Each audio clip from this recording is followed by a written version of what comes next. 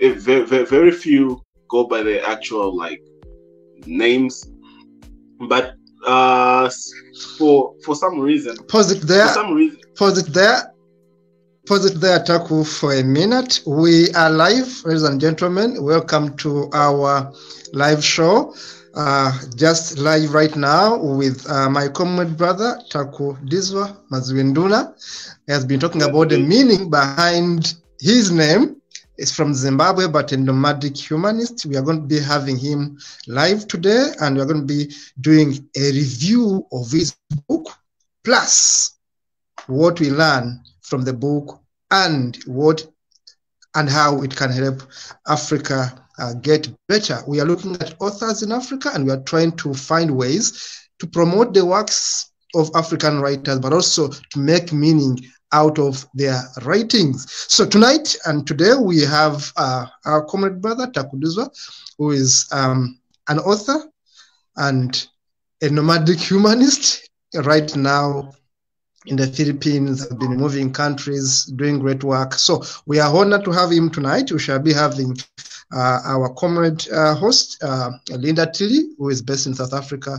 She'll also be having Kabeko Brian, who is based in Kenya, as our co-host. We are going to be four of us sharing insights into this wonderful book. And in the meantime, you're going to be seeing a brief of the book being on the screen, scrolling on the screen. Remember, you can always watch this show days after the live show. You can always go back and watch it and read through the synopsis, the brief from the book, and also order this book. Taku will be telling us where to get the book, and we shall be able to also post the link where we can be able to buy this book. So welcome on board, Taku. Thank you very much. I'm glad to be here. Very glad to be here. Thank you. Yes, tonight we are handling a book titled Vehicle for Progress. And of course, as I said, the author is Takudzwa Mazwienduna. And I wanted to begin from the point of him explaining to us the meaning behind the name. Because in the book, if you have read it, and those who are going to read it, we are going to discover that the book talks about Africa, but also the culture aspect of Africa and how we can use the culture aspect of Africa to develop ourselves, to move forward. So our names are part of us, are part of our culture. So I'm going to begin from the name part of it. Why don't we have a Christian name? Why don't we have a John, Paul, Peter, Muhammad, and all that? Why is it for you it is Takudzwa Mazwienduna? Let's start from there. Yeah. Oh, okay. So the thing about names in Zimbabwe is that when it was still Rhodesia, it was frowned upon to give people native sounding names. So a lot of people had biblical names like John, Peter, Ruth, Sarah, Mary, and or English names, because like we were colonized by the British. And it also went a long way to like your professional like prospects if you had an English names. A lot of the what can I say, the Shona names people were given were informal and were usually not on their birth certificates, or were given as second names, and they usually had negative meanings to lament the problems that the natives were going through at the time. Like my mother's Shona name was Hazrinei, which means it doesn't matter.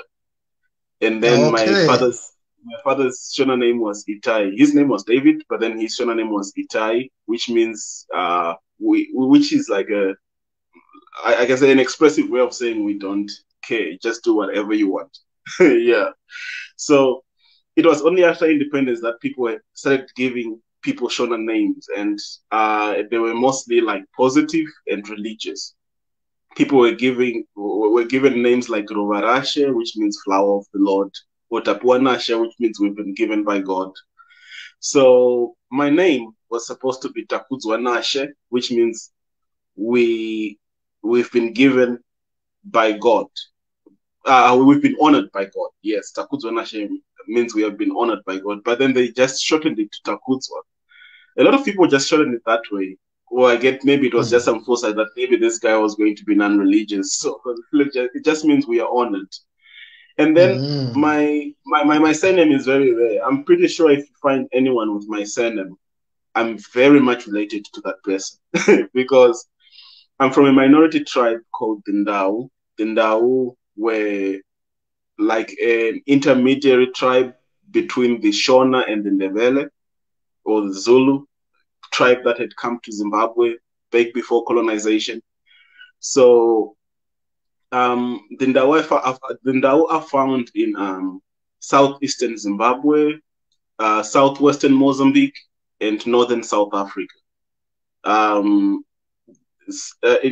Mazwienduna, it means the words of a king.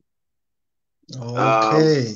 So there's a lot of confusion back home when people try to pronounce my name, because the first part of it sounds very Shona. Mazwi is a very Shona.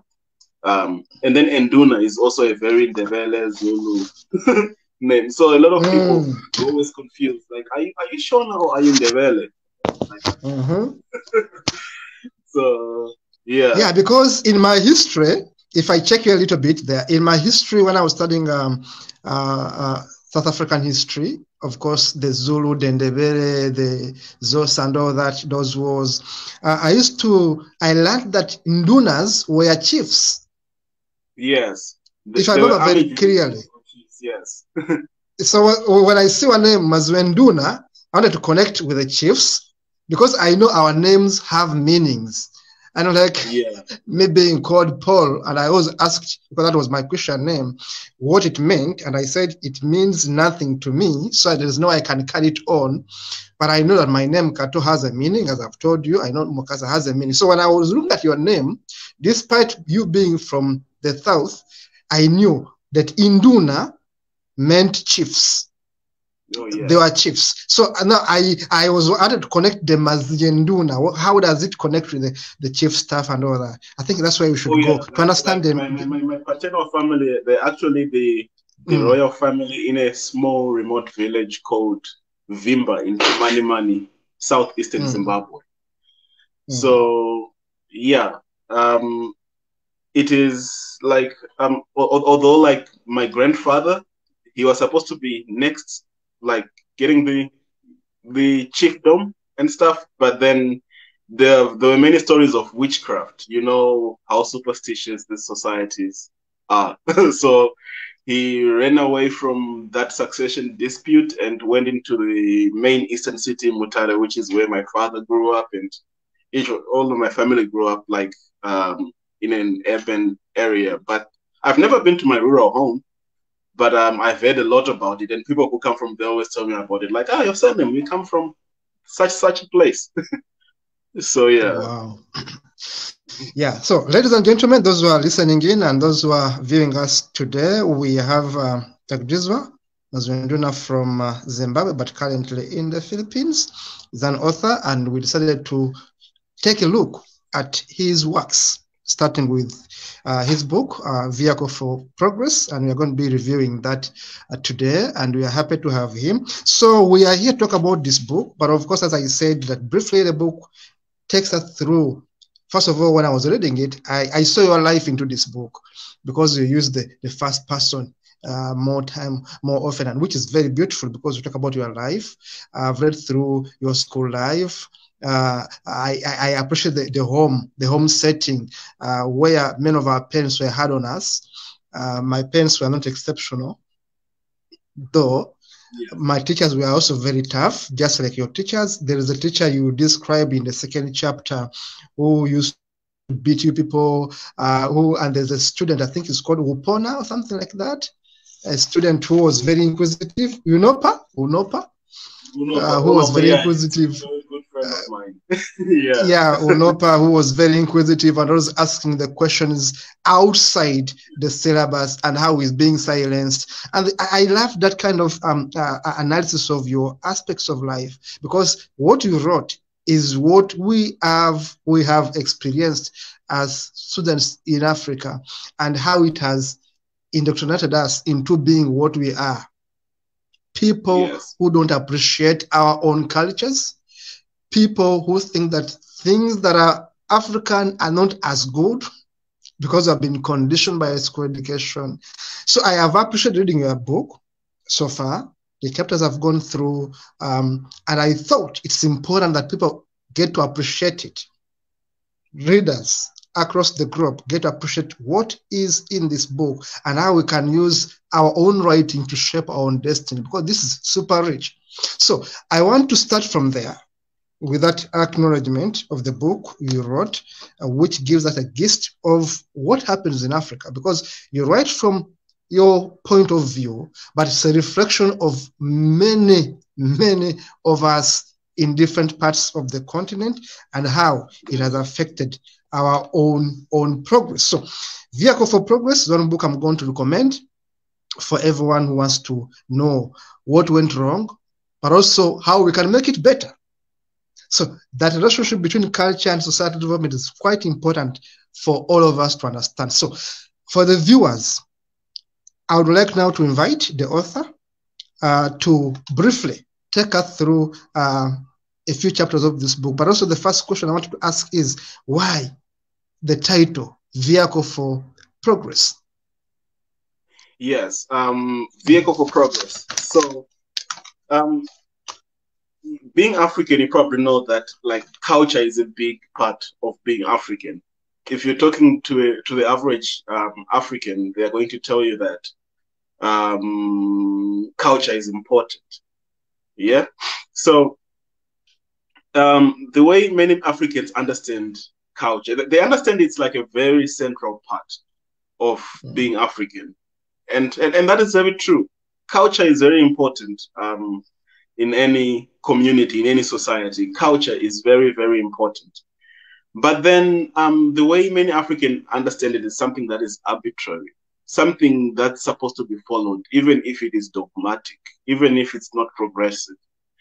They think it's always been the same. It's something that has always been cast in stone, when in fact, like, culture has changed many times in history due to different factors and circumstances, and even like reasoning by the communities. You find that before colonization, we used to wear those like skins, but then they didn't cover much of our body because it wasn't cold in Africa. It was actually very sunny most of the time, and we didn't wear more than we had to. The Himba in Namibia still wear such kind of dressing, and they're doing very well for themselves. So you find that culture is something that has always been very reasonable, but then there's been a lot of influences that have added dogmatic aspects to culture. Most notably, some of these events in African history were the agricultural revolution. Yeah, that's changed a lot about it. It brought the patriarchy and all its vices. It also brought some wars in some certain places and feudalism, and we also had colonization. Colonization, I think, is the biggest cultural influential event that happened most recently. Most of what Africans call culture today are actually aspects that were taken from the colonial period. So yeah. A Vehicle for Progress talks about like how culture is supposed to be looked at. Think about it as a vehicle for progress. It's like a way for us to make our societies better. Culture is supposed to move us forward, not hold us back. If you look at like progressive societies, you know, I know there are a lot of like racists who think who believe in stuff like social Darwinism, like for instance, some people believe that the Europeans are better than Africans because their societies has advanced more than most African countries today. But then if you look at it more objectively, you find that there's no difference between a European and an African, or a Japanese and an African, or a Chinese and an African. The only difference that's there is culture. Their culture has, like European culture, for instance, has undergone. It used to be very dramatic as well. I mean, look at the medieval times. Look at the Inquisition. Look at the Crusades. it was arguably way worse off than Africa at the time. It was worse off than African culture. That's a fact. Yeah, It was more barbaric. It was more barbaric. It was more dogmatic. It was more superstitious. It was more brutal. Exactly.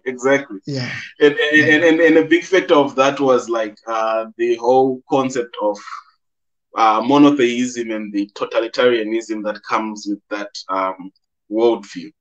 So, but then they went through the Enlightenment, they went through the Renaissance, the Enlightenment, and their culture evolved to a better one. I mean, they went from being theocratic to being democratic republics. They went from feudalism to democracy. The French Revolution, the American Revolution, all these ideas that were brought by philosophers like Voltaire, Immanuel Kant. These are like the ideas that shaped the Europe that became so progressed, that went through the Industrial Revolution and the Cultural Revolution that they did. And I've heard some people say, like some sympathizers of colonization say that when Europeans colonized Africa, they could have, like they actually developed Africa, and they brought their civilization to Africa. And the biggest misconception with this idea is that when Europeans colonized Africa, their society had gone through the Enlightenment and all of that, right? When they came to Africa, they disrupted Africa's natural cultural evolution. They brought with them they actually brought with them values from a previous era, from the medieval times. The only book that they brought reading and writing to most African tribes and countries, but then this was a progressive cultural attribute. But then when they brought it, the only book that they translated to local languages so that people can understand was the Bible. They didn't what can I say? They didn't translate Isaac Newton's Principia. They didn't translate Plato's The Republic. They didn't translate Immanuel Kant's work or Voltaire's work, which were the main ideas that have shaped their progressive society, right?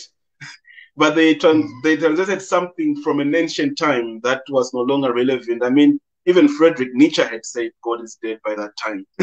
And then they were like, oh, well, we have no use for this. But it will keep them, in check, maybe. And it was a great tool for acculturation. So I think our sense of what culture is supposed to be as Africans during the colonial period and the period we went through acculturation changed to something that we think culture is static. We had those dogmatic values from medieval Europe. We inherited them. And we have a view of culture of something that is static, that doesn't change, that people are supposed to respect no matter whether it harms people or it helps people. We lost, I can say we lost control of we lost ownership of our culture. We lost power over it. Yeah.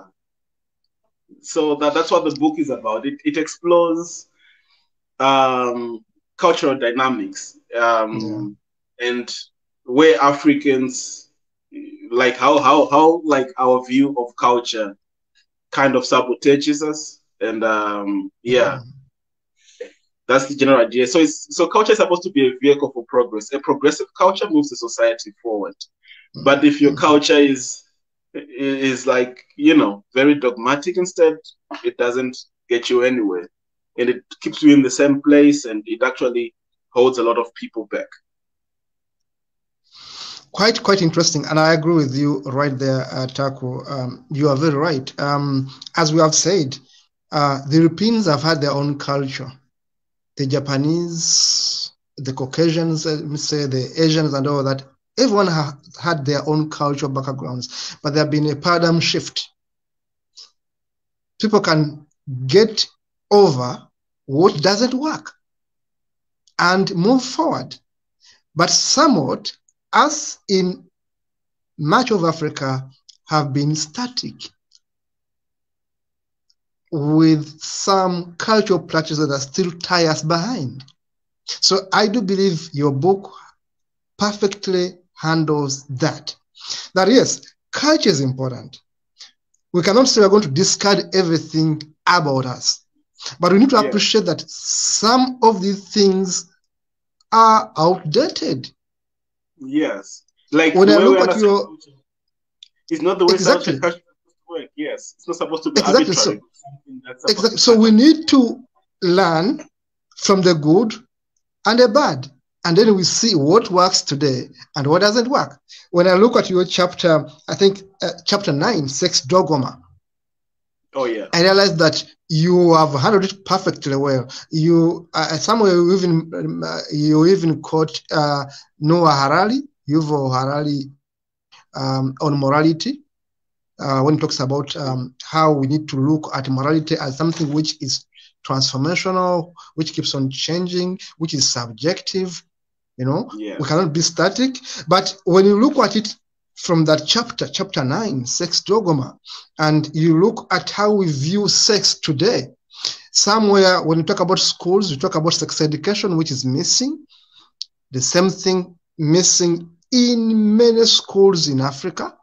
We're not taught about sex. Our parents are shy to tell us about sex, but our children are having sex. As students, we had sex. Some were having it as early as 10 years. That's true. I've seen girls get pregnant at 13 years, at 12 years. But our parents, many of them still find it hard to talk about sex. So culture is a rich thing. That when we talk about culture, it's not about me putting on the back cloth because people think that's culture. That's part of wear, which is African traditional wear. Culture is something big. That culture goes through a number of dynamics. Sex is part of our culture. How do we appreciate this culture? So when you look at this work of yours, the misogyny, the homophobia, the sex repression behind culture in Africa, and how it ties us behind is what the reader should get interested in finding out when reading this book. Now, when you look at chapter 1, what we are going to do basically is to have a bit of brief in a few chapters that we find very, very, very beautiful to start with. We can actually have a continuation of this show next Saturday, and we continue from where I would have stopped.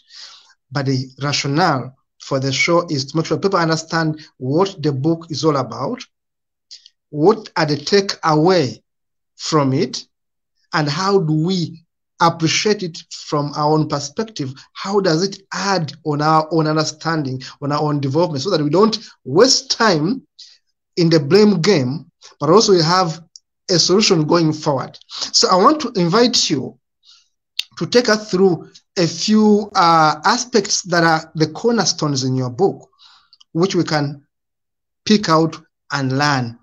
For example, when we talk about chapter 1, manners, I look at the cultural dynamics and then the morality of it. I look at my family. You gave an example of having to eat food and finish it. Yes. I still trauma from that, because like up to this day, I feel some type of way if I don't finish food on a plate. I feel like, oh, am I supposed to do that? Leave food on a plate? And to me, that's beautiful. Because I grew up partly with my grandfather, my maternal grandfather. I used to go there in the holidays to check on him. And he was very strict on how we work. He taught me work ethics. One guy who could wake us up at 5 a.m. to go in his shambas. He had farms, not gardens. He was quite wealthy, big farms, plantations for coffee, bananas and all that. But he takes us, and we are young. He takes us there to teach us how to wake up and work. But his method of teaching you table manners was that you serve yourself. Because by the time I was appreciating life, my grandmother died, so he was a bachelor. So it meant that us, the grandchildren, had to cook. And it doesn't matter whether we're a boy or a girl, for us, we used to cook. So some people are going to say, oh, Africans, men don't cook. No, for us, we are told to cook. So you'll find someone who's going to be generalizing men, not understand that not everyone was taught that way. I was taught how to prepare a meal, but also I was taught that I should learn how to serve myself because no one was there to serve you. But my grandfather used to tell us that whatever food you put on your plate, you must finish it. You must finish it. Don't put food that you can't finish. And that was a lesson. So when I saw you writing about table manners and being disciplined for leaving food on the plate, I was seeing my own story in it. So we're talking about our own upbringing. It's good because it teaches us not to be wasteful in a way. Exactly. Especially coming from times when food was scarce. Yes. It teaches us to avoid being wasteful. Food is scarce. And let me tell you that my grandfather had those plantations. We had plenty of food, but to him, he was a no-waster. I think they call them minimalist. Exactly. When I look back at my grandfather's story, I see a minimalist in those days. He wants to live small, within his means, yet he has plenty. But he was teaching us manners. You can live within your means. You don't need to be wasteful. You don't need to waste food. Cook what you can eat. Serve yourself what you can finish. So that was a very good aspect of training an African child. So when I look at your chapter 1, manners, to me, yes, manners is important. Yes, we do condemn the violence, as you put it. Yeah. When I look at your chapter 2, timekeeper, the violence aspect of it, when we used to be beaten at school. When I read through your book, I see how you explain how you could be beaten at school for failing numbers. I was beaten at school. Today, I think that was wrong. Today, I think that was wrong. Today, I don't subscribe to corporal punishment because it could make you unsettled, make you fear school, make you hate teachers. And that is one aspect which I appreciate should be changed. That to understand mathematics and English and history doesn't need me to be beaten. Yeah. To fear a teacher. Curiosity should be nurtured, not like your obedience. Yeah. Exactly. So when I look at that aspect where you write about corporal punishment, about the fear, I appreciate that kind of teaching. That no, our education should style up. We should be taught with love. We should know that some students are slow learners. Not all students are going to be as sharp as Takudzwa, as sharp as any other person. We learn from a different perspective. Others learn slower because they don't learn at the same pace as others. And our schools, in a way, don't appreciate that some students don't actually learn at the same tempo like others. So you put us in a school where you all want us to swim when some of us cannot swim. That's true. You know, at the same pace. So I appreciate that. And what I want to do to explain more, what are the takeaway homes we pick from chapter 1 and chapter 2? And again, you add on chapter 3, the dead Jew, when I look at religion and how we appreciated it, and how actually that indoctrination has permeated through our society. That teachers teach you to the dot. They don't want you to ask questions. When I see you giving the example of Onopa, who reads beyond the syllabus and he wants to ask the tough questions, and then is limited by the teachers because they think is a waste. for someone to read beyond the syllabus, they think is being a wiseacre. You know? I mean, that's the kind of education. Welcome, our co-host, Linda Tilly. Hello. Sorry, I'm late. Hi, how are you, comrade? Welcome on board. To see you. How are you doing? Sorry, I'm late. Good, and you? I'm awesome. We have load shedding here in South Africa, so I'm a bit I see. in the dark. That's why I'm late, yeah. It's just like we appreciate it. Thank you, it's good to see you again. Your dreads are looking awesome. I'm so glad you're growing them back again. Oh yeah, they're growing long. Your strength is in your hair, so you're going to come back really strong. Oh yeah. That's great.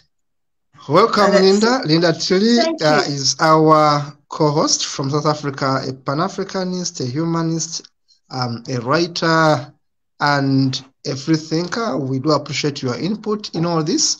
We shall be having Linda to also give a contribution. Today we are looking at the works of our brother, common brother Takudzwa, the book Vehicle for Progress. We are analyzing the book, looking at it and how it can help us as Africans see ourselves from a different light and how we can be able to develop ourselves using the writings we have in Africa from an African perspective. So welcome, Linda. We shall be looking at the book, looking at the insights, sharing. We look at what is inside the book, but also we go beyond the book and see how relevant is it to an African today, to a reader across the globe today. How can we use our writings to shape the way the rest of the world understand us? Absolutely. The way they view us. They want to tell our own story. So Takudzwa is telling a story from an African perspective. So welcome, Linda. We shall be looking at the book, but also sharing insights basing on what the book is telling us. Back to Taku, sharing insights in the first chapters of your book. Okay, thank you.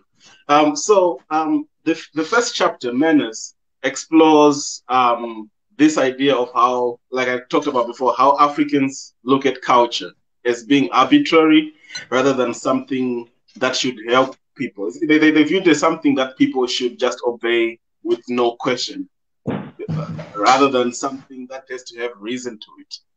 So, like the main takeaways from this chapter, I think it does give a background about the history or the cultural dynamics of Africa in contrast to Europe or any other part of the globe. And then I think the main key takeaway there is the idea of morality. My main idea of morality here is borrowed from a British philosopher by the name Arthur C. Clarke. And even Immanuel Kant and David Hume, their ideas of morality are what shape this chapter. Morality has been viewed in many ways across the globe, and I think it's actually the cornerstone of any culture, because a culture is supposed to be there to like help people and help people progress rather than holding back. It's supposed to be the greater good, and the greater good means like good for every individual. Most people have a religious understanding of morality. They view morality, the religious culture, especially the Christian culture, views morality as divine obedience. I think we also have people like Dan Barker who have looked a great deal into this kind of thing. The religious people view morality as divine obedience. It is written, it is known. So this is supposed to be the way it is. When in fact, if you cut across different religions, you're going to find different rules, or that's why many people think morality is subjective. Because if you go to the Muslims, they'll tell you not to eat pork, or the Jews. If you go to the Hindus, they'll tell you not to eat a cow. If you go elsewhere, they tell you not to do this and not to do that. The Muslims will tell you not to drink alcohol. Yeah, so different ideas of what divine obedience is supposed to be. But then one thing, if you cut across every culture across the world, like or every religion, you are going to find what we call the ethics of reciprocity. In Christianity, people know it as love your neighbor as you love yourself, kind of thing. So I think this is the most important idea in the Bible. I mean, you can just bend the whole book and just leave that part. You also find it in Hinduism. You also find it in Jainism. They all have verses. Even in Buddhism, they all have verses with the same message. In Islam too, they all have verses that have that very same message. Because that is the most important moral idea. It's morality is not supposed to be about divine obedience. It's supposed to be or any type of obedience. It's supposed to be come from a place of empathy. It's supposed to come from a place of understanding suffering, understanding human suffering, and wanting to stop human suffering. So, which is also like when we go to the culture to the chapter about the dead Jew, where I talk about Christianity. I mentioned that my biggest problem with religion is that it looks at people's moral compass. People forget that it's about human suffering, and they go for that whole idea of divine obedience.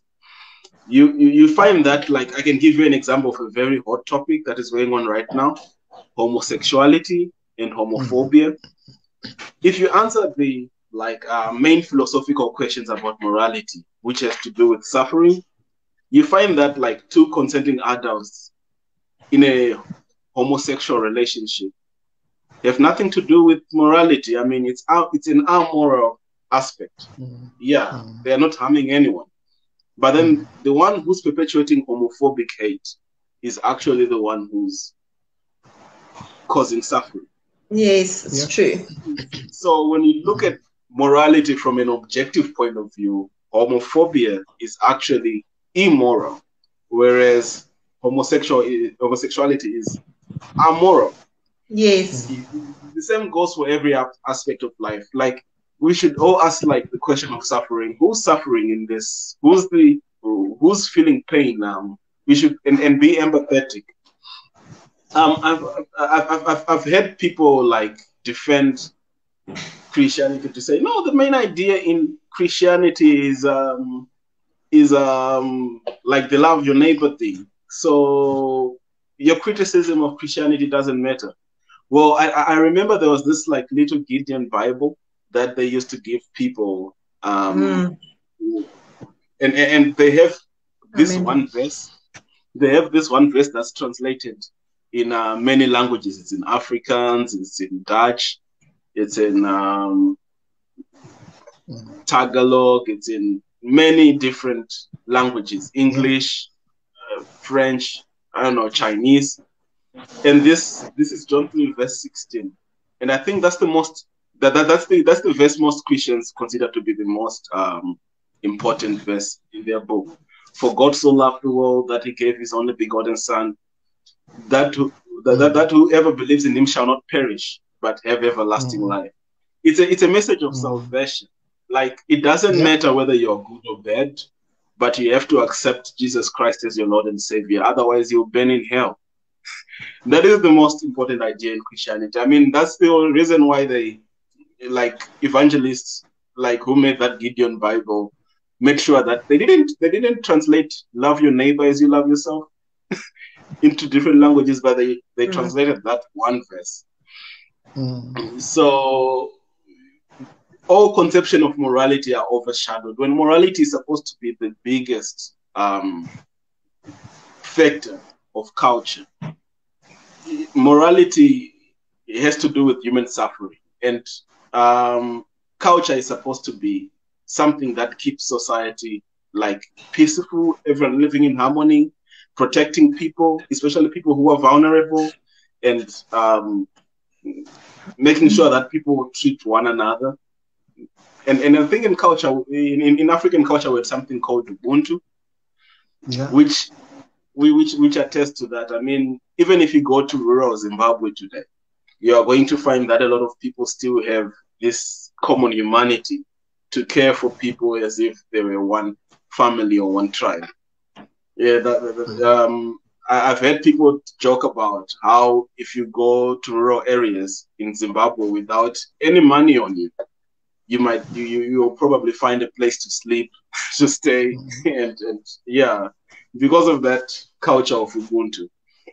Yeah. So that's the key takeaway, especially from chapter 1 and partially chapter 3, is that morality is the most important cultural idea, and it's more objective than we think. It's not many people think it's subjective because they subscribe to religions, and they think sin or imaginary crimes because like they differ from place to place.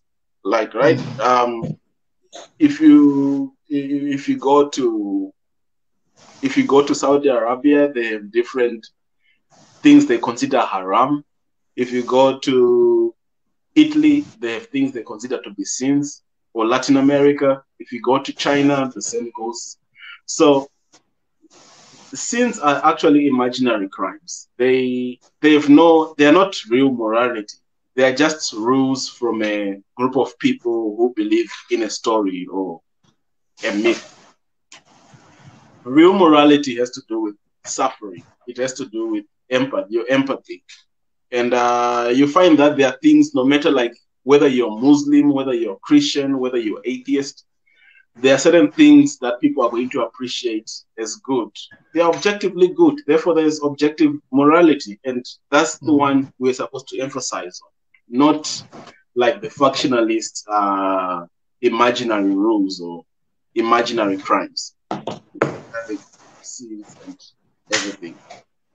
And then in chapter 2, the timekeeper, I talk about African education and how colonization influenced it. I went to a Catholic school myself, and if you know something about mission schools, is that they are the embodiment of colonial education. Missionaries were the biggest acculturators of African culture. Where I went to school, indoctrination was the order of the day. And the kind of teaching was teacher-centered rather than student-centered.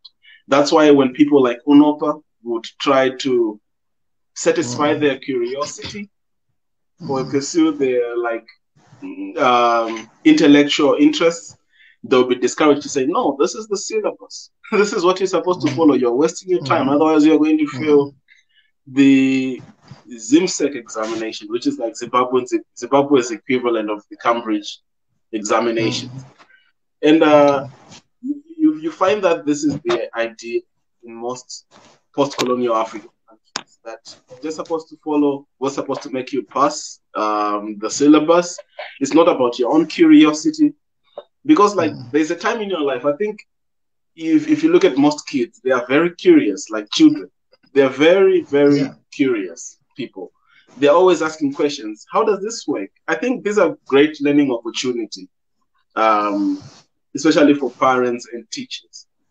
When children are curious, asking about many things, I think these are great learning opportunities. Oh, how does this work? Oh, you should.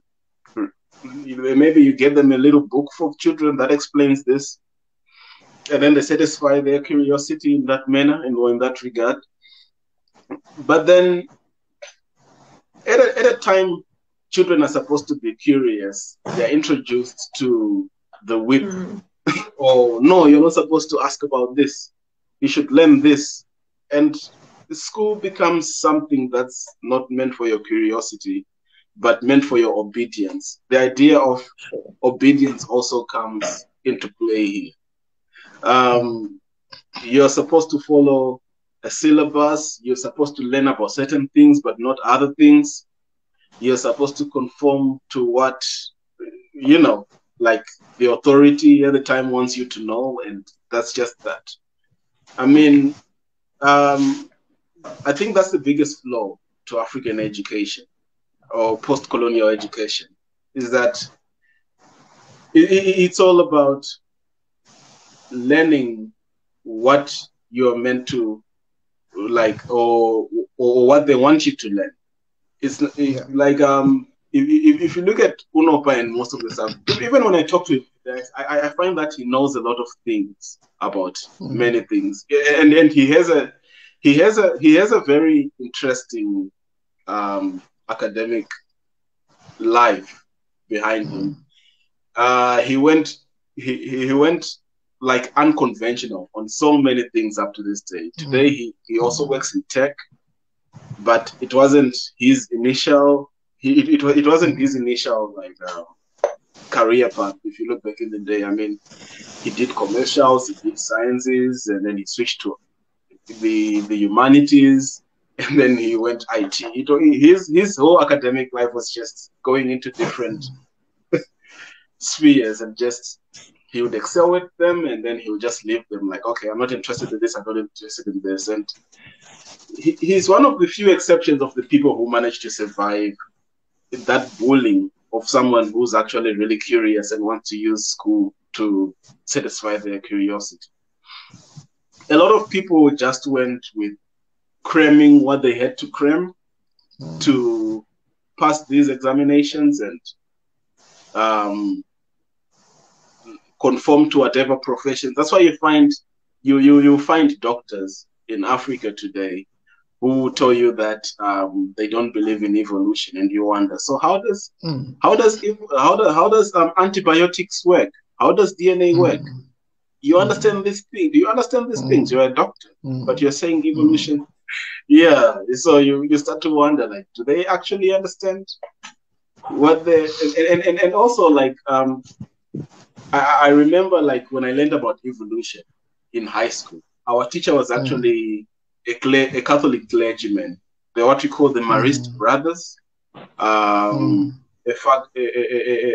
faction of brothers from France, and he was I remember when he taught us about evolution, he even had a little bag, because he's well traveled. He even had a little bag with skulls from human fossils like Ramapithecus, Australopithecus, stuff like that, or even like some archaeological tools that these people used to. And then he's teaching us all of this, and then he gives us a disclaimer. He goes on to say that, no, this is just what, for you to pass. Otherwise, Adam and Eve and the talking snake is real.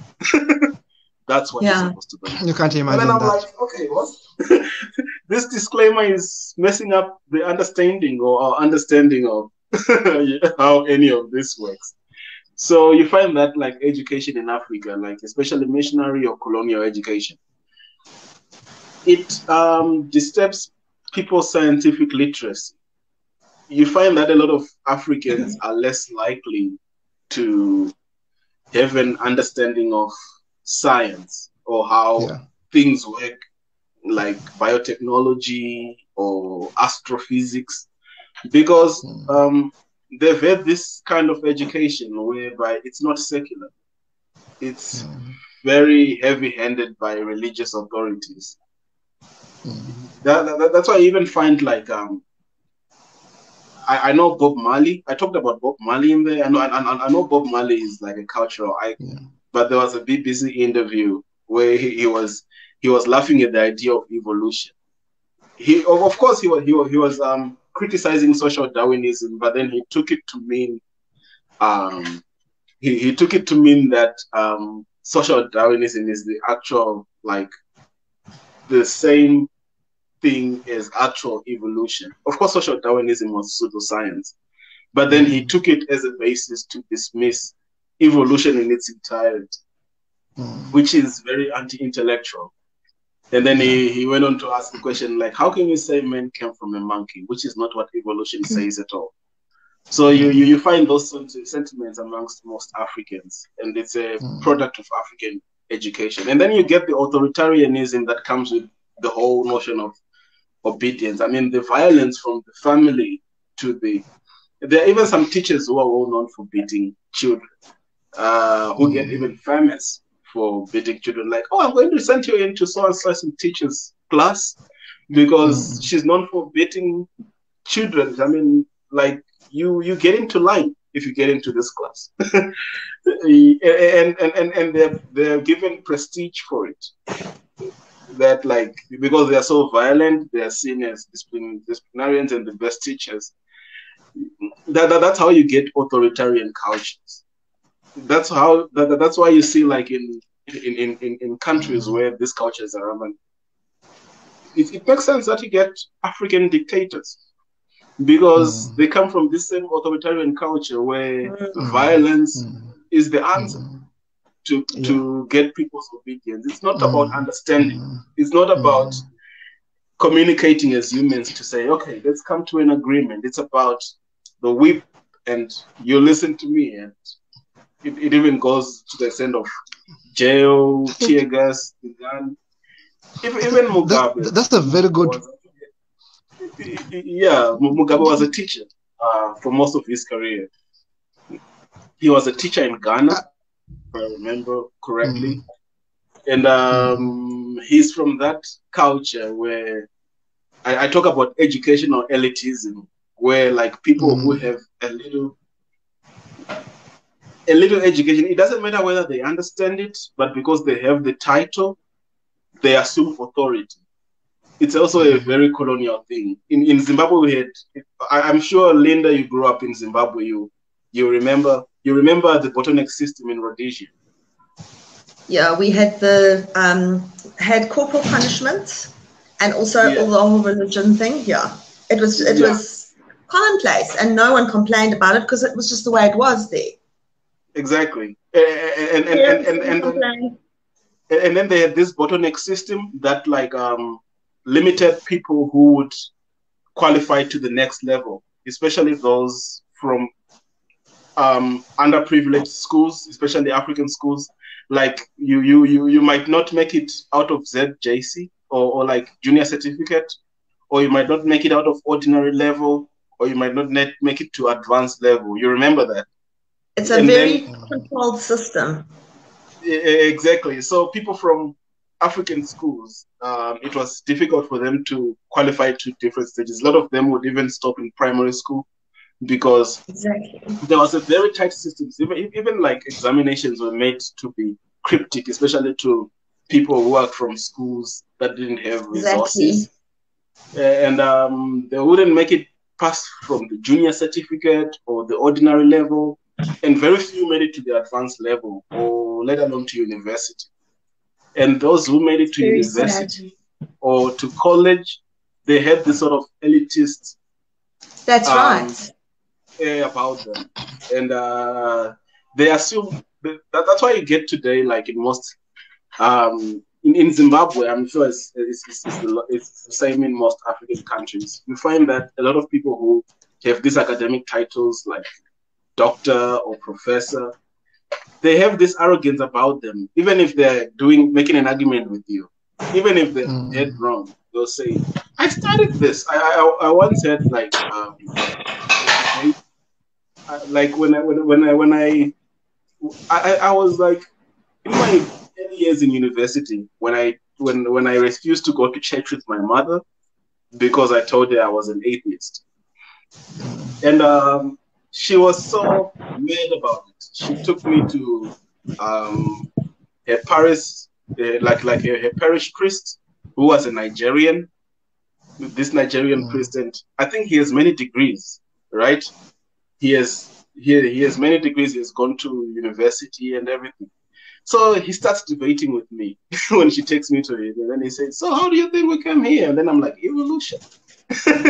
Cosmic and biological evolution, and I don't know anything before that because no one knows. It's definitely not a talking snake or anything like that. And then he went on to like, I studied physics. I studied this. I'm like, but it doesn't show an argument. But then he had that educational elitist to say, okay, because I studied this, I know, and you're wrong. I'm like, give me like evidence to say I'm wrong, because yeah. And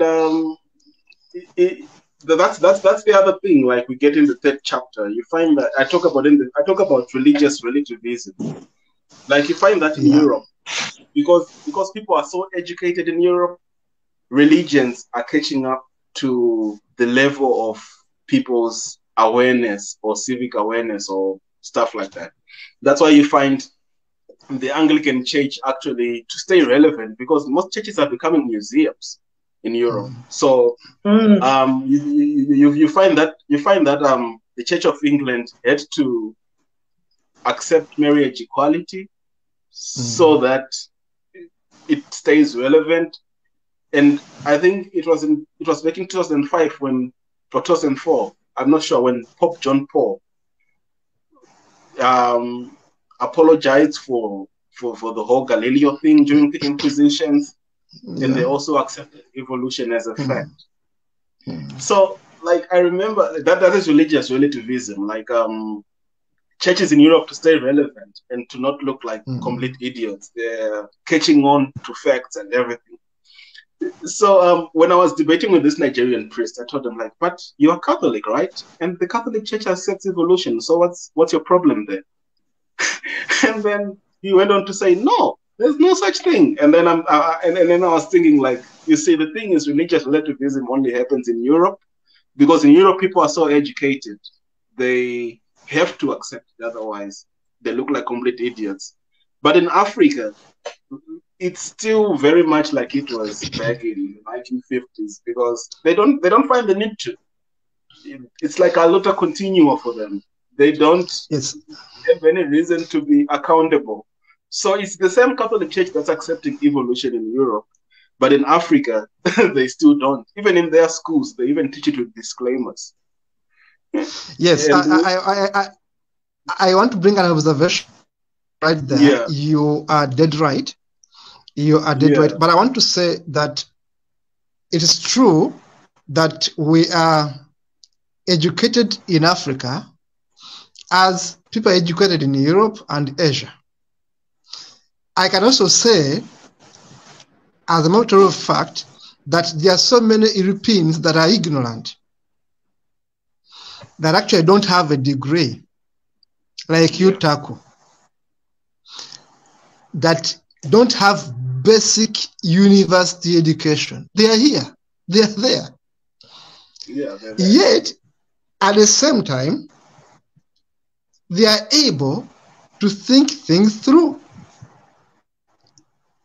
Someone doesn't have a university degree like myself. I have 3 degrees, Taku. But someone who has not gone to the university in much of Europe can be able to think a few things through than a university professor in Africa. So, to me, and what you are writing here and what you are saying, I can summarize it into one thing: the miseducation of an African child. The miseducation that we go to school, we learn what has been prepared for us. We don't go beyond the syllabus. We don't ask questions that are contrary to what has been taught, because we are taught to pass exams. Not so, Taku, that therefore I will have a master's degree only narrowed down to what has been taught. But I'm not quick enough to think beyond the classroom. This is why now I want to invite Linda. Is going to share with you her own story. Linda was telling me a few weeks ago that her own child is being homeschooled. And I think I got you right, Linda, that your child is being homeschooled. Why is that so? Partly because we are not properly being taught at the university, at the secondary, we are being miseducated much of the time. Linda, back to you now to share insights in as far as how our education system has been doomed, has been derailed, that I may have all these degrees when I cannot think outside the school syllabus. Sure. Back to you, Linda, now. Thank you. Thanks, Taku. That was really interesting to hear your thoughts on that. You see, we Zimbabweans, we talk a lot, Kata, so you have to keep up with us. We can talk for an hour straight without taking a break, eh, Taku?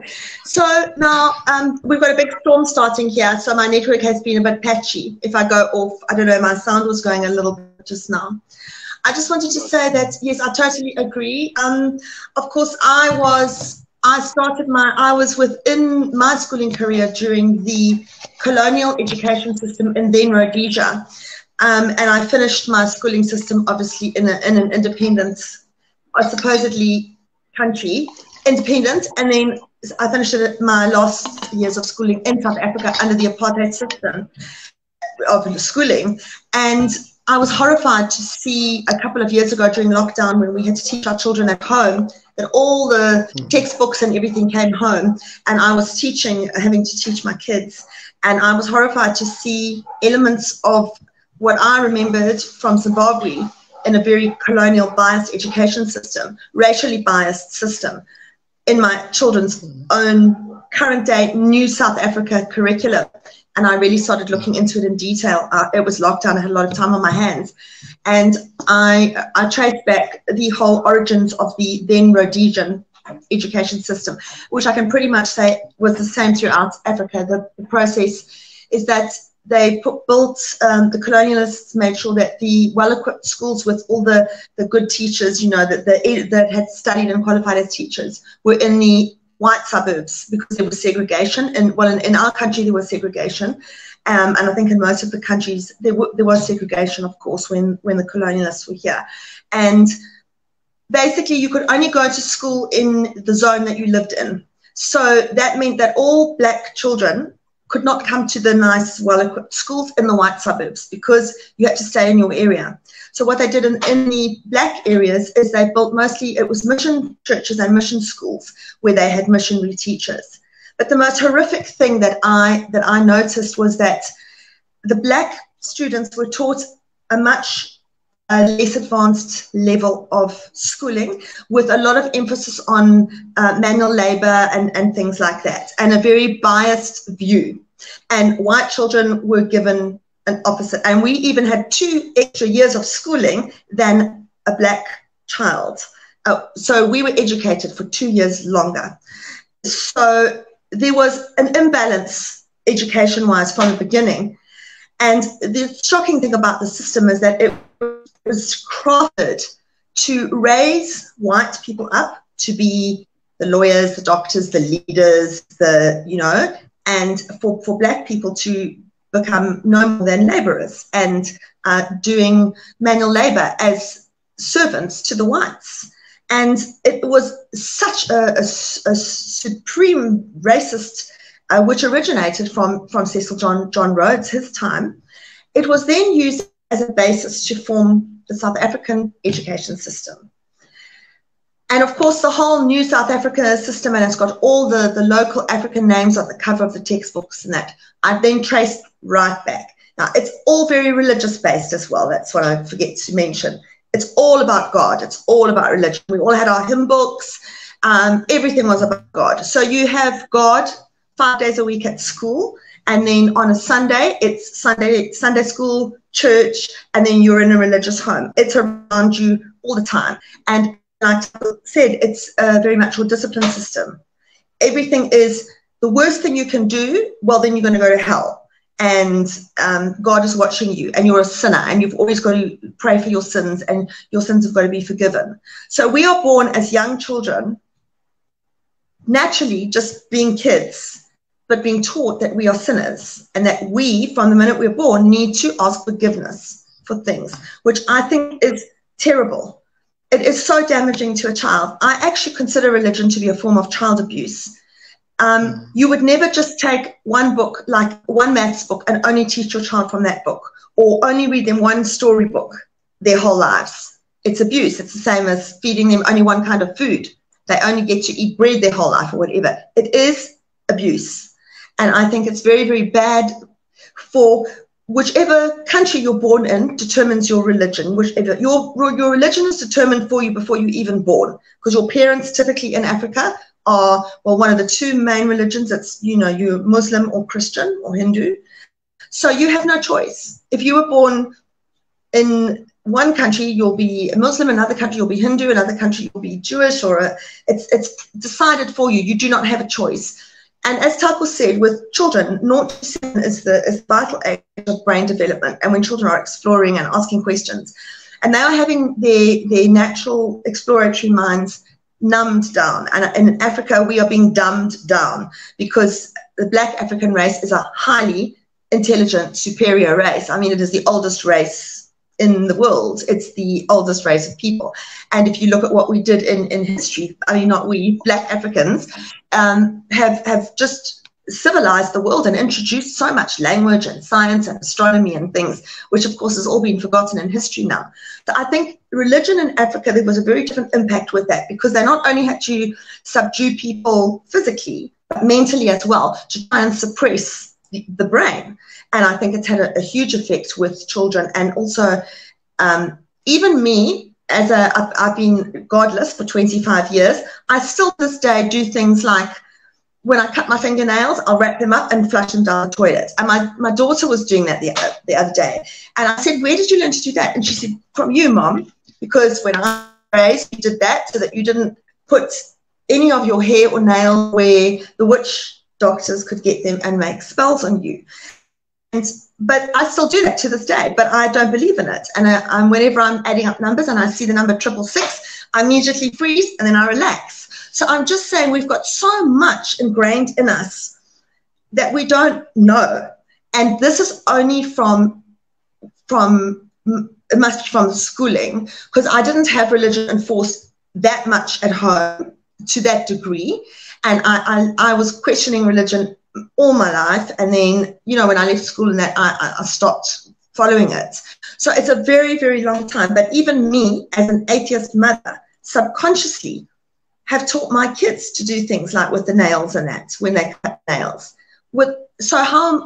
I'm just saying, and I am an open-minded, free-thinking, outspoken person, and I read a lot and I study a lot to get, and I ask questions, and I don't just take what I read as fact. I speak to people. So if someone like me, who's open-minded and open to new ways of learning and doing things, but yet I still have that inside me that is now passed on another generation, okay, not as badly, you can see how extremely damaging it is in the school system.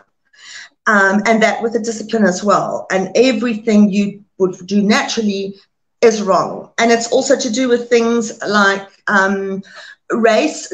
Children are naturally loving. There's no or anything. But then, well, and we were taught in the Bible that slavery was okay and that Black people are lesser people. And I mean, I've been in that system and I know exactly what I was taught. And I couldn't believe that it was still in the education system in South Africa. So I traced back and did a lot of work, and I found out that the South African education system is still owned, run, and written by Pearson International in London. Then I looked at the Zimbabwe education system with all the new Zimbabwe's exactly the same, Pearson International. And then I thought to myself, it can't just be us, because I'm hearing what other friends are saying. And then I just did a quick cursory look through all the countries that have ever been colonized by the British. So I looked at Mozambique and they didn't have it because that was the Portuguese, and then, you know, like Belgium, Congo, and that's different. Every single country that was ever colonized by the British, the education system to this day is run and owned and controlled by Pearson International UK, who are a controversial company in themselves and are connected to all sorts of world elites and wealthy people that don't always have our best interests, don't have our best interests at heart. So this made me really realize that was, then I started questioning how could our governments have allowed this when we got our independence? How on earth could they have allowed this? did they not know? Then I realized it was every single country. Of course, they had to have known. And now we understand why systems are still in place in all our education systems, although they're very well hidden. But I've taken screenshots and photos of all the textbooks that I've got records of exactly what they're being taught. And in the South African system, apartheid has been watered down, and the slave trade and colonialism and everything is a very watered down version of it. And the problem with this now is that we are not open about, the white people are not being open about what was done in Africa. So I'm talking about South Africa because South Africa is the most racist country in the world, I think, maybe America second.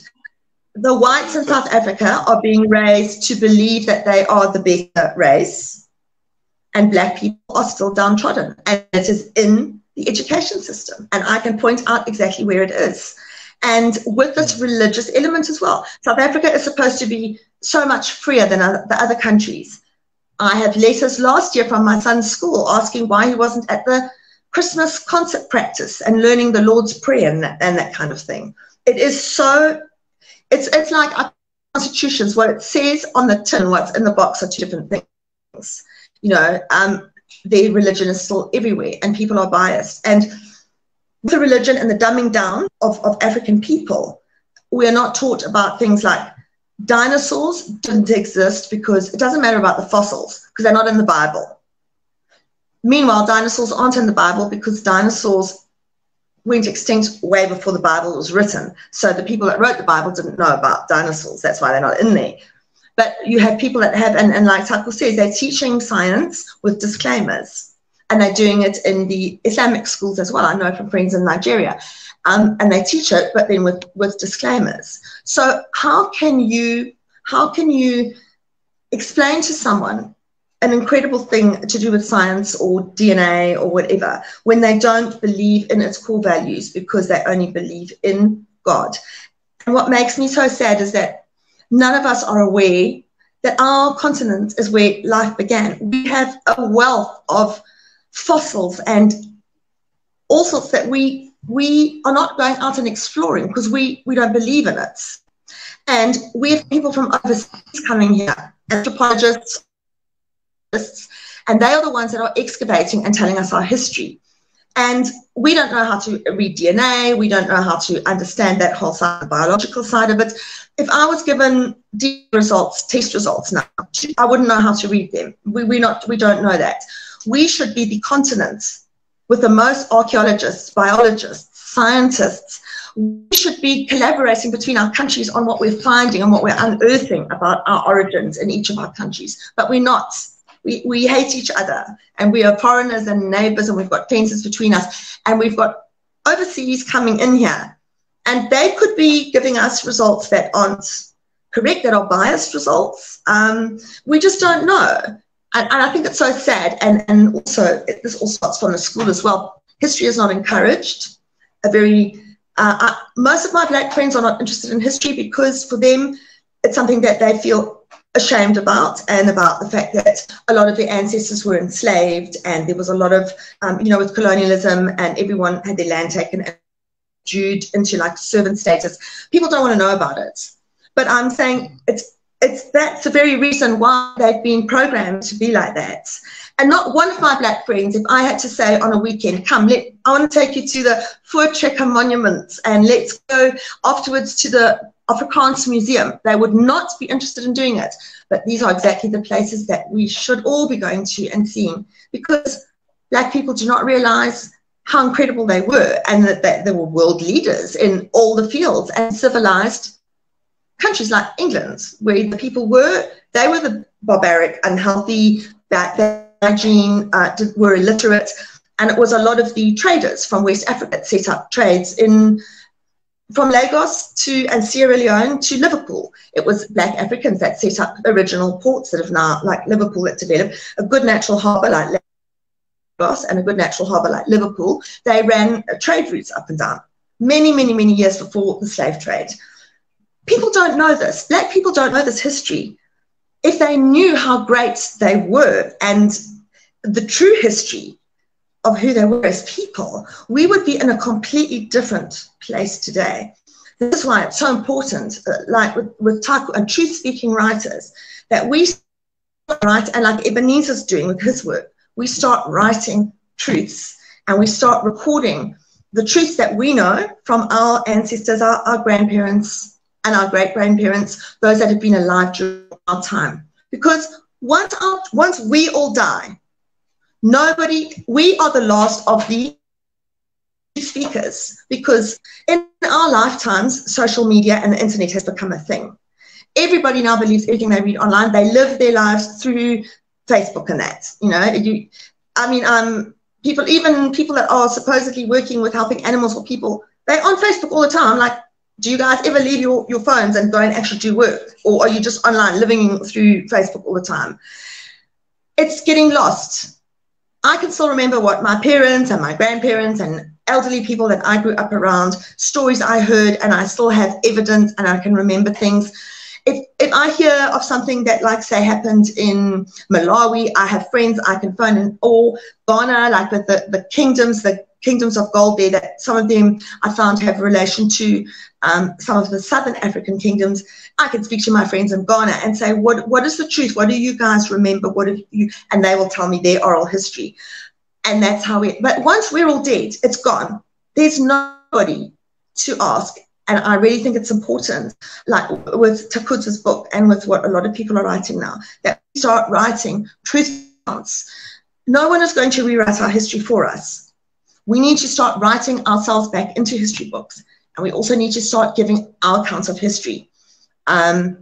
We were not a barbaric, primitive continent with vast areas of open land. Not at all. Absolutely. That is a complete myth and lie.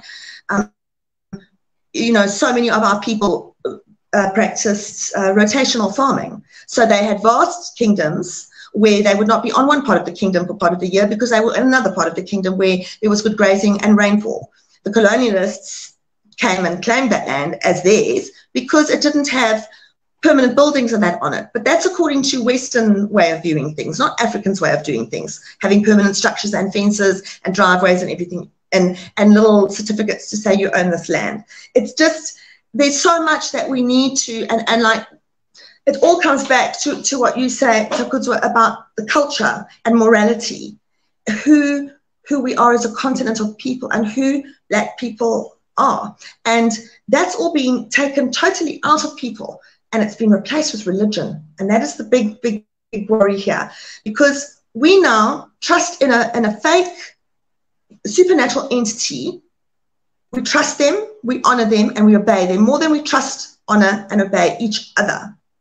I see a terrible thing with women here, especially in the Christian religion. Their pastor and their church, they spend more time there than they do with their husbands. They obey the church and do what the church says, but not their husband. And they have ultimate respect and everything for the church, to the detriment of, how can you put a supernatural entity above your own family? And unfortunately, as mothers, this has been passed on to children. And it absolutely destroys me to see that in such a relatively short space of time, I'm talking about 20, 30 years, how many people, especially in my home country of Zimbabwe, religion was there, yes, but it was mostly small amounts of it. And there was still a lot of traditional cultural practices in that. Now it's all about God. It's wall to wall Jesus. And the people are so, they don't have this bright, vibrant energy anymore. They're just like robotic. And it's like you said, Takudzwa, is with schooling, it's getting people institutionalized into a system, learning to obey. If you want to draw, I mean, I always used to with art. I hated art. I used to do my own thing. I used to get marked down for it because I didn't use the right colors, or I was supposed to draw this and I drew that. How can you limit people to such a degree with their own creativity and things?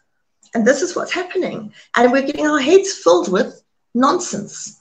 And it's a huge, huge thing. And African culture is now becoming something that people look down on.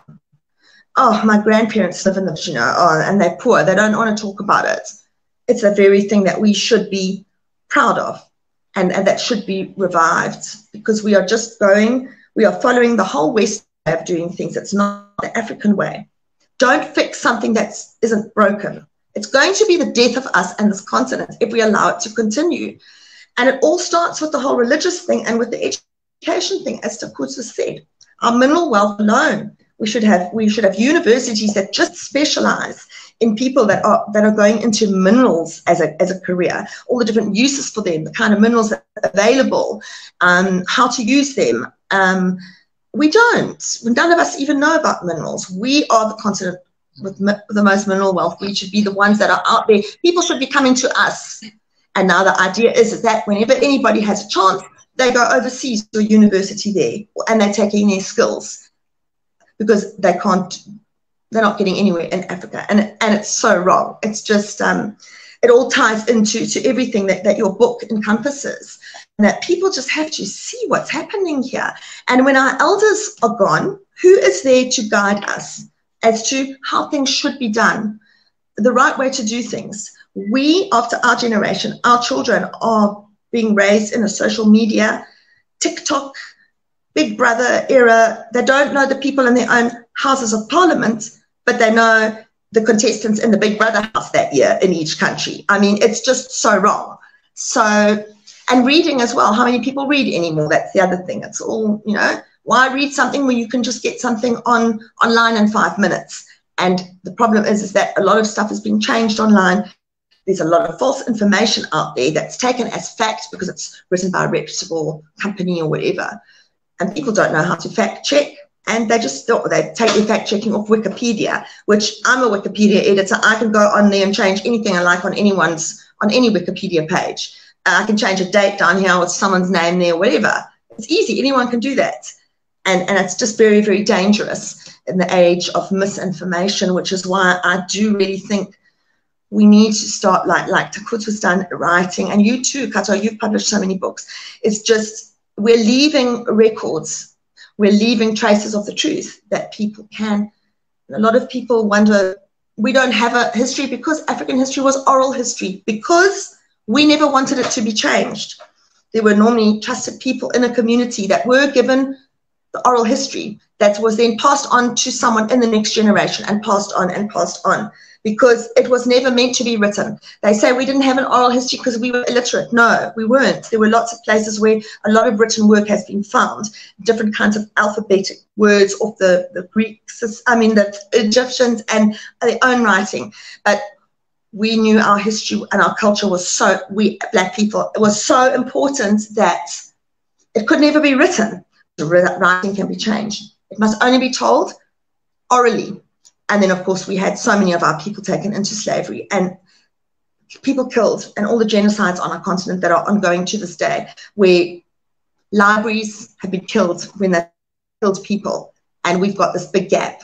And I now see people turning to this witchcraft money ritual nonsense and sacrifices because they think this is what the ancestors did. And the churches are also cashing in on that.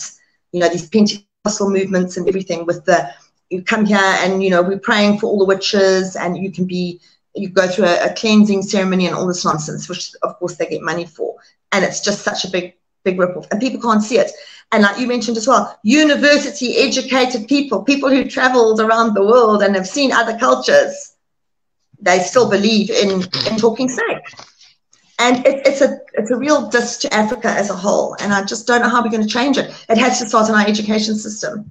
And books like Takudzwa's and what you've written as well, you would like to think that they can be used as a basis one day for rewriting our education and our history system and getting people back to the right way. Like you talk about Ubuntu, a person is a person through other human beings. And it's something that I've seen in every single African country I've ever worked or lived in or traveled through. From remote tribes to your city people, every African person has that same thing. Like Takudzwa says, you can go to the remotest part of Africa if you're in trouble. There will always be someone who can help you there. They will help you. Even if they have very little, they will help you. You always look out for others because you know that you are only as strong as your family unit, as your community. You look after your own, and then when you have the means, you look after those outside and then further. But that was also completely broken down through colonialism because people were taken away and put into camps, and it was just horrific what's happened. no one's going to correct that for us. We need to speak about it, and we need to make rights. We need to make rights for the next generations. We have to heal it. That's very important, Linda, there. I do really agree with you, and your submission is quite on the spot. We need to have that paradigm shift. I agree with you, and I admire that. Taku, basically what we are looking at in your first 5 chapters is what you have summarized right now, is what Linda has summarized right now. And I want to go back to you. That tonight we are going to be looking at the 5 chapters of your book. We have so far looked at the 3 chapters. And then somewhat, when you look at the 4th chapter, the New African Citizen, and the New African King, the 5th chapter, it still takes us back to a dictatorship that comes from the way we have been educated, that kind of authoritarianism. When I look at your book, that the way I am being treated at home and the way I'm being treated at school, that kind of violence breeds dictatorships. Because someone understands that to do right, you must be coerced. There must be a boss over your head. There must be someone with a whip beating you. In your chapter 4, you give an understanding that we are still subjects, not citizens. This is what I pick in your chapter 4. We are still subjects, not citizens. And actually, we lack that civic awareness as people in Africa. Whereas the rest of the world, people think they are citizens. For us, we think we are being treated as subjects. That's why some of us from Uganda say we have an emperor in a Museveni, in a president who behaves like a chief, in a president who behaves like a polygamous man with lots of land and cows, who treats people like cows. Because the presidents in much of Africa look at us as citizens, as subjects, not as citizens. This is what I pick from your book, which is true of the reality in Africa. And it goes back the way you are treated at home. When your parents don't have a conversation with you, when they think they must use a whip to beat you, Linda, to me, that's a bad culture. A bad culture that doesn't promote dialogue, which we must call out and say, look, parents must start to dialogue with their children. Parents must start to speak out with their children. You shouldn't dictate, because you're a father to me, because you're a mother to me, therefore I must do as you wish. Parents tend to look at us as objects that must be commanded, that we must obey them, Linda. To me, whereas I appreciate African culture, to me this is not a good African trait that we must be proud of. But that comes from the colonialism that they've been subjected to and the religious upbringing they've had, because that was never like that before. Linda, no. I need to appreciate your angle of taking it back to the colonialism.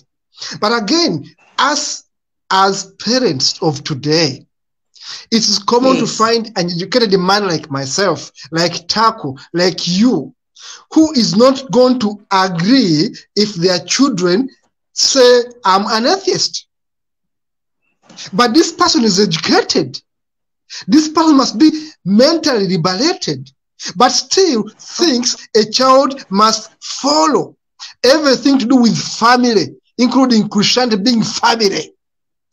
Now, how can I continue blaming someone in Europe when they have shifted, when they have moved on, and we are still stuck in the past? They have left us.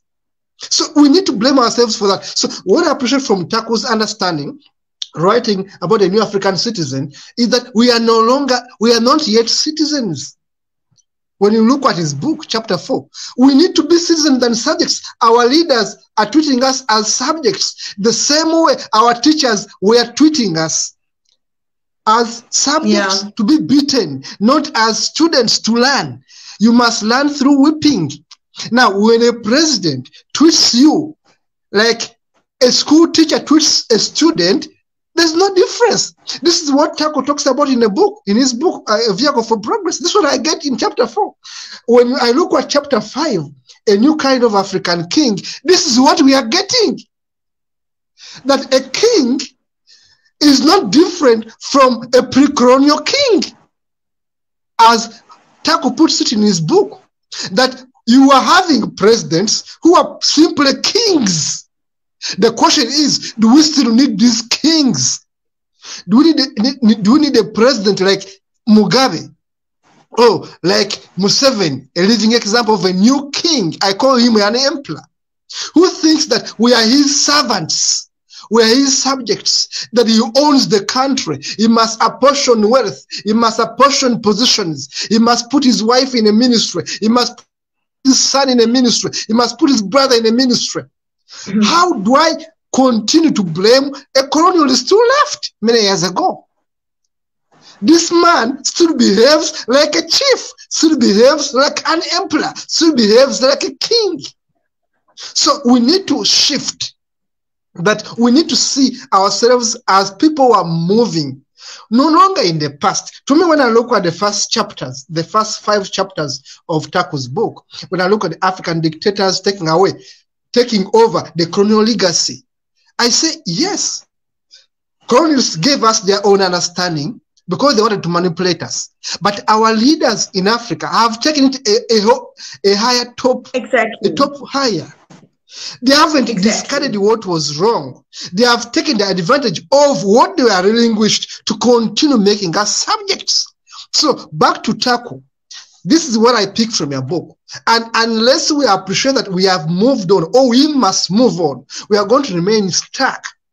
We are going to remain blaming everything on the colonizer without appreciating that we are also having leadership that is taking advantage of what was given to them. They don't want to change anything. So, Taku, back to you as we wind up. Today we are going to be looking at the 5 chapters. Next Saturday, we shall continue from there and learn more in the book, but also using the example of what is beyond the book. Back to you, Taku. All right. Yeah, that's very true. We are still pretty much subject, because if you look at, let's take for example Zimbabwe.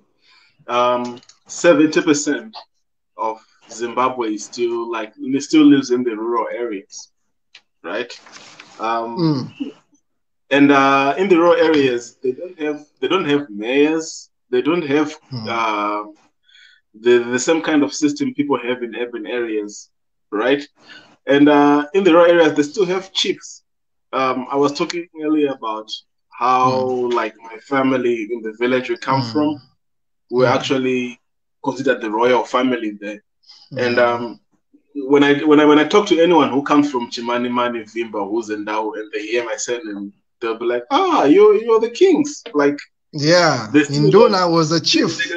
They don't have the idea that humans are equal or anything like that. They still have feudal kind of setup.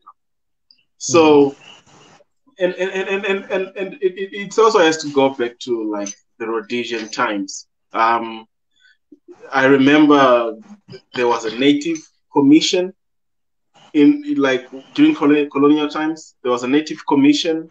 Like these were like colonialists who dealt with people in rural areas, and the chiefs were subservient to them.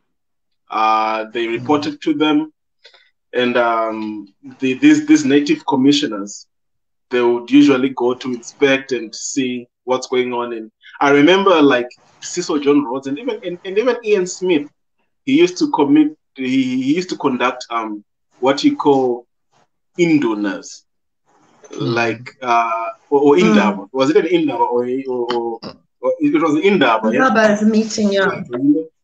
Yeah, it was an indaba where he would meet with chiefs from different villages, and then they would all agree with him. I remember when not that I was there, but then just from history that when Ian Smith did the unilateral Declaration of Independence, he ordered all the chiefs to come and do a conference with him, And then he sort of took it as the legitimacy of his government to say, you see, I am the, like, I have, all the chiefs are on my side. I'm the one leading them in this Rhodesia. The black community is on my side. And he wanted, like, the new post-UDI Rhodesia to be recognized by Britain, which took a long and painful road, as we all remember. But then you find that this relationship between the traditional leadership and the government still exists to this day. It does. Chiefs, yes.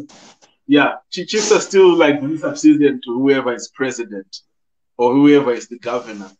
I remember when I was working for a non-governmental organization, like some government officials would usually come. I was working with rural communities, and some government officials would usually come, and they'll be given like a king's welcome, people dancing and a whole ceremony, like even the kneeling and clapping of hands being done. The red carpet at the airport, Yeah, exactly. And Mazwienduna get it when they come here. Oh, all right. I also remember like the few times I've seen Mugabe in person. On one of the times, like he was the chancellor for my university, for the university I went for. He was the chancellor of all Zimbabwean universities, actually. And when he arrived there, like, and people were greeting him, like they even had spirit mediums and traditional leaders there reciting his totem, and they even called him the honor of the country. And I'm thinking, like, really? Is he? Like, is this supposed to be the role of a president and stuff? So yeah, you find that before colonization, we had very authoritarian leaders. I remember reading about how leaders in the Mutapa Empire used to rule, and even Lobengula. While I believe, like, when the Ndebelés came to Zimbabwe, they reigned by terror and invaded the local Shona people. That's how I even exist. I'm the result of that invasion. My ancestors were colonizers too, before the white colonizers. So yeah, you're right. History is very complicated. It's seldom, and it's seldom like an issue of black or white. Although like the consequences today are pretty clear, and the way it has affected our culture is also very pretty clear. Like when the Ndebele came to Zimbabwe, Mzilikazi, and then it was the Kumalu tribe from the Zulu, and then they were later called Ndebele. Mzilikazi and Lobengula, they reigned by terror. They reigned by like they would quite very easily like execute people or any discipline. That's true. And they would raid or complete genocide just from the word go, and then they would require like people to pay tribute, and sometimes they would just go and raid women and children from other tribes. And I remember one of the very causes of the first Chimurenga, when the white settlers first came, even though when the first white settlers came, they were very afraid of the Ndebele. When the pioneer column was getting into Zimbabwe, they were even staying away from Bulawayo because they knew they were going to be in trouble. Because Lobengula was mad. He had even killed Loche, the Induna who had convinced him to sign the Rat Concession. He set up, killed him to show like, hey, I'm mad. He took his head out. And those three British guys who had been sent by Rhodes, Maguire, Thompson, and Ratcliffe, ran away because they knew they were going to be... Actually, Francis Thompson even saw his father skinned alive by Mzilikazi, Lobengula's father, when he was a kid. And when the Lander Star Jameson and this crew finally settled at Fort Victoria, and they had some Shona people there were actually very happy that they were free from Ndebele, but then they were soon like very angry because they figured out, oh, now we have to pay a hard tax. Now we have to, what's going on? Like, so they were initially happy that the white people were there and the Ndebele were no longer coming, but then after a while they were like, oh no, this is just another oppressor. But then I remember one of the biggest causes of the first Chimurenga was that the Ndebele kept on coming because some of these Shona people were no longer paying their tribute.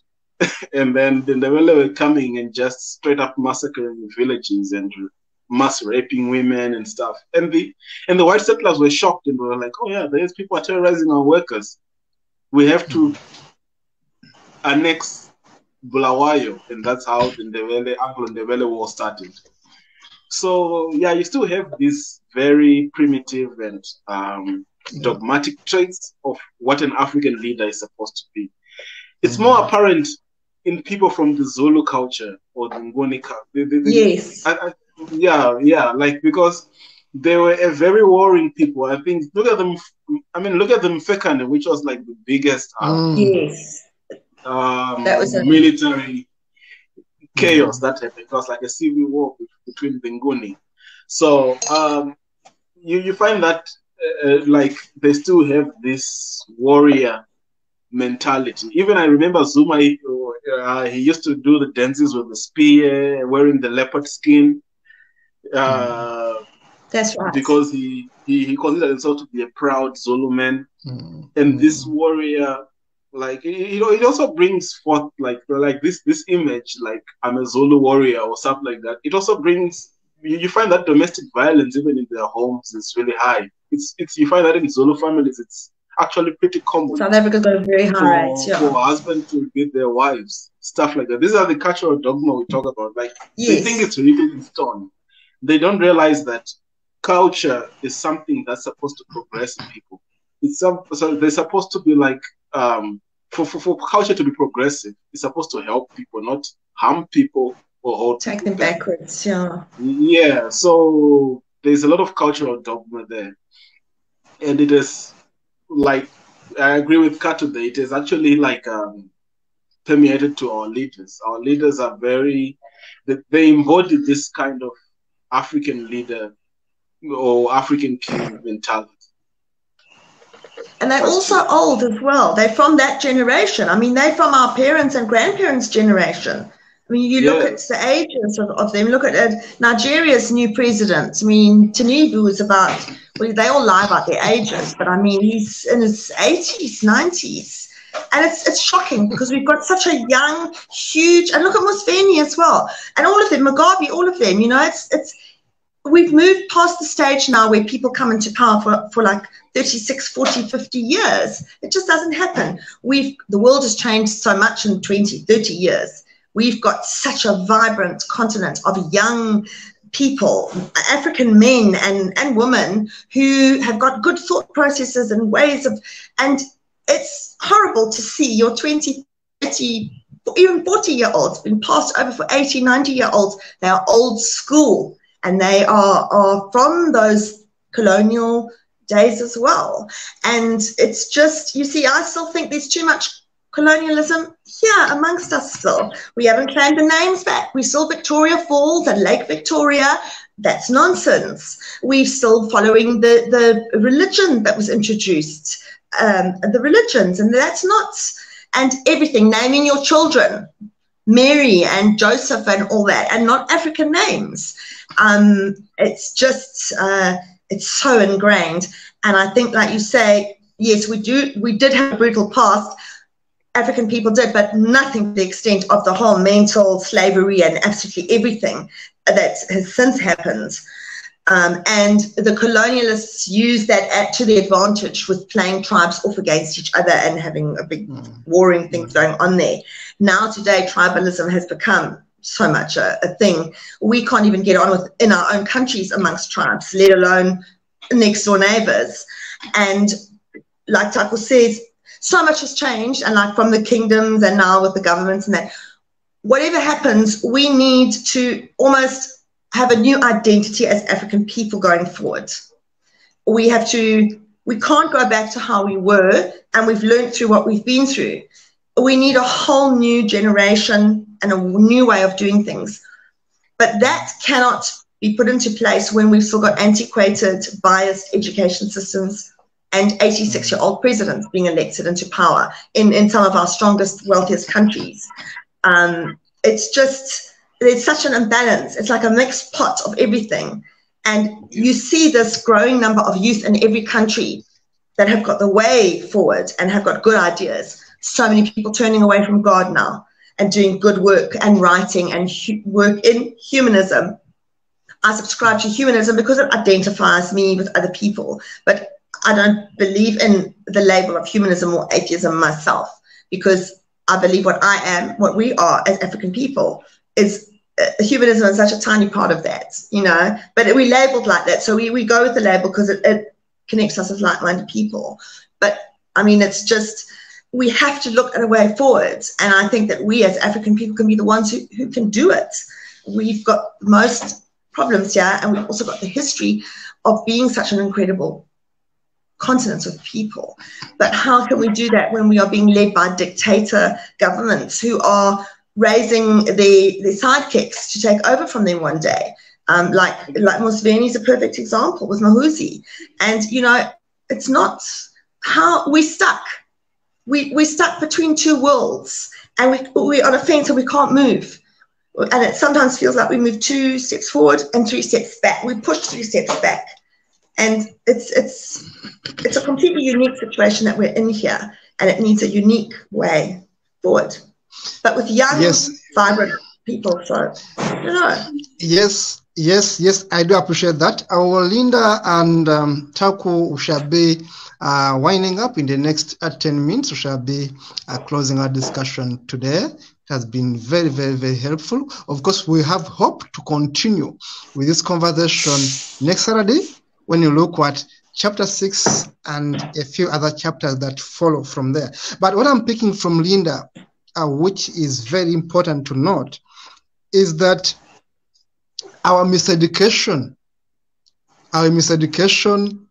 has created lots of problems for the African child, for the African intellectual. And this is what I also say in the book, which is before us right now, the book we are reviewing, A Vehicle for Progress. And of course, I'm going to invite the author to tell us more about this, where we can get this book so that people can be able to look it up. But when you look at the book, and when you look at what Linda has said, it goes back to the miseducation I was talking about, that you may have all the degrees which are useless.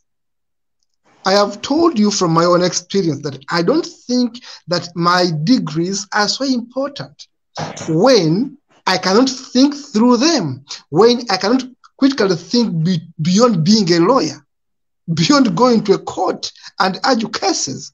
If I cannot think beyond that, and I'm still driven by my religion, my tribe, my ethnicity as being so important, my being a man as being so important, it means my education is useless. Because there's no way I'm going to transfer my being a lawyer to my daughter, to my son. I must transfer good virtues of tolerance, of love, of humanism. There's no way I'm going to simply transfer my certificate to my children. It means my education without virtues is useless.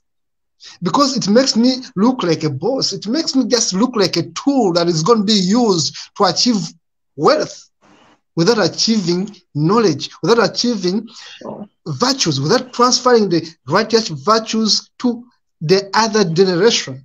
When we are so corrupt, we are so obsessed with money and becoming rich, without understanding how we help ourselves out of this ignorance, how to empower our society. Everyone is greedy. It means that education is useless. So back to you, Taku, as we wind up for tonight, looking at the first 5 chapters and making a summary from the first 5 chapters, and then preparing for the next show going forward. Awesome. Thank you, Kato. I also wanted to say, like, when it comes to our leaders and dictatorship and the dysfunction of African countries, civic awareness also has a lot to do with it. Like I pointed out, we didn't have an evolution from these monarchs, a proper like cultural evolution from the time we were feudal monarchs to the time we were republics. I mean, the French had to go like through the French Revolution and and then the monarchy came back again, and then another republic again, and it was like such a long process, and until like it was in everyone collecting consciousness to say we are no longer subjects, we're citizens, and to like really internalize the idea that I'm a citizen with rights. It's very true. Who deserves equality with everyone. That's why you find like a lot of Africans, like they don't understand the concepts of human rights. It's very alien to them. They'll say this is a Western agenda. That word is used a lot these days because they think they are subjects who are supposed to obey culture. It also goes back to that whole obedience thing rather than thinking about it rationally as an active citizen with a sense of agency. It's like taking the power from themselves. They don't believe they have the power to do what they want. That's the problem. Anyone. So, yeah, I think the key takeaway from the first five chapters is the issue of morality and its objective morality and its position in culture, how we're supposed to view culture as something that's supposed to help people rather than harm them, or to help a society become livable for it. Look at the happiest countries in the world, New Zealand, Norway. What's up about their culture that makes them such pleasant countries with the happiest people? They must be doing something right. And I think that is the key takeaway, and how we're supposed to get over the idea of obedience. Yes. Rather than, it's a very problematic view of culture. We should view it as a vehicle for progress, something that is supposed to help better our life. The only difference between developed or progressive countries and underdeveloped countries is culture. Nothing else. It's not like they are biologically different. It's not like anyone is superior than the other. True. But one culture is superior than the other. One culture is advanced way more than the other. That's the I do appreciate that. Very, very important. I do appreciate that. Linda, as we conclude, you are parting short. Of course, what I learned from chapter 5 is your ability to bring out that ability of ourselves being trained to be authoritarian administrators, and that culture where you cannot argue with a president, you cannot argue with a politician, everything they do is right. They're not questioned. If you question them, you are either dead or in exile. I mean, that's authoritarianism, which we must do away with, because the rest of the world is teaching us to be tolerant, and we are not yet tolerant. So I agree with you. The culture shift, that paradigm shift must be accepted. Linda, as we conclude. Yes, I agree with you. And it's always wonderful speaking to Takudzwa, because he always gives me such different things to think about and such things that he brings up. And it's so right what he says. And it's all about, I think, culture, definitely. And if we know that the only way back for us as African people is to go back to our culture, that will make us be able to find ourselves and to start getting things right. Ubuntu. How can we do that if the African Black culture has been so completely distorted and destroyed? It all ties back in.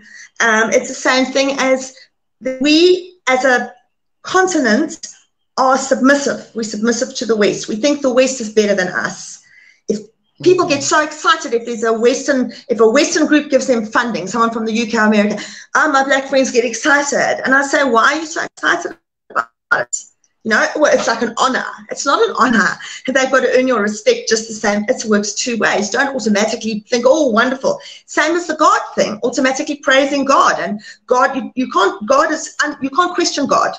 You can't question God. And it's the same as you speak to people in rural areas. They know what the governments are doing in whichever country, but it's the president.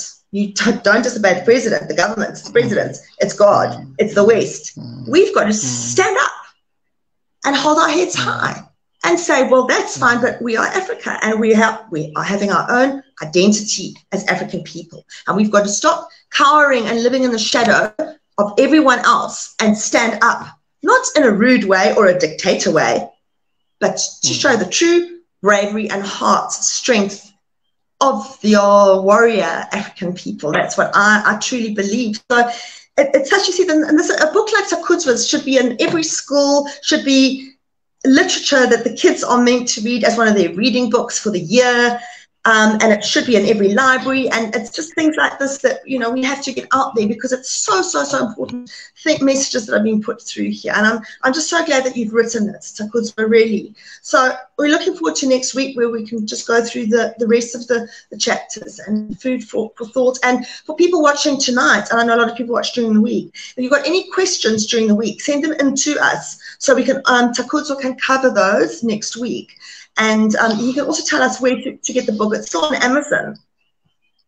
Yes, Taku, as we conclude, please guide our viewers where we can get your book, and then we shall be able to hear your conclusion and your parting shot. All right, thank you. The book is available exclusively on Amazon as a paperback, hardcover, or Amazon Kindle ebook. So I think shipping costs vary from country to country, although like the Kindle ebook doesn't have any shipping costs necessary for it. But yeah, you can find it on Amazon. A Vehicle for Progress, Rethinking African Cultural Dynamics by Takudzwa Mazwienduna. Yes. Thank you very much, Taku. If you go to my Facebook profile, you also find the link in my bio.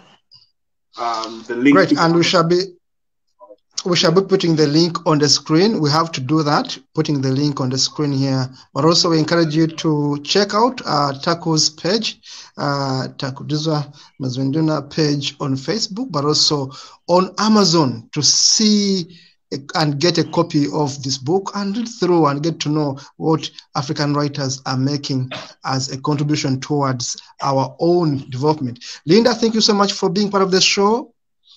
Thank you so much. And also just a note on that, please, all my friends, they always come and ask me when my friends write books, have you got a copy of the book? Can I have a copy? And I just say, no, you must go out and buy it yourself, because we are all battling, we are all struggling, and we're all trying to make a living on the side and hustle. I'm not going to go and I buy books from my friends. I bought Taku's book, they would have, because it's a respectful thing for me to do, to say thank you for the work he's doing.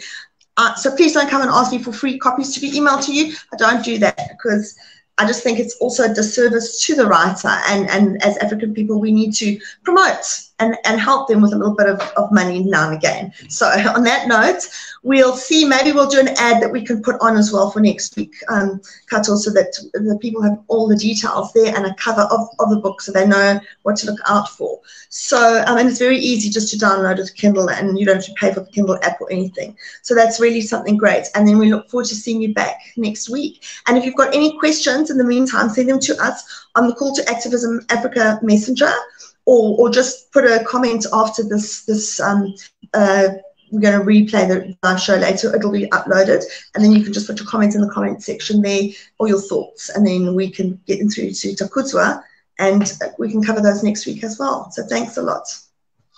Thank you, everyone, for being part of the show, and see you next Saturday. Thank you, Taku. Thank you, Linda, for being part of this great show. Thanks so much. Cheers. Thanks, Taku. Bye. Bye-bye, everyone. Yeah.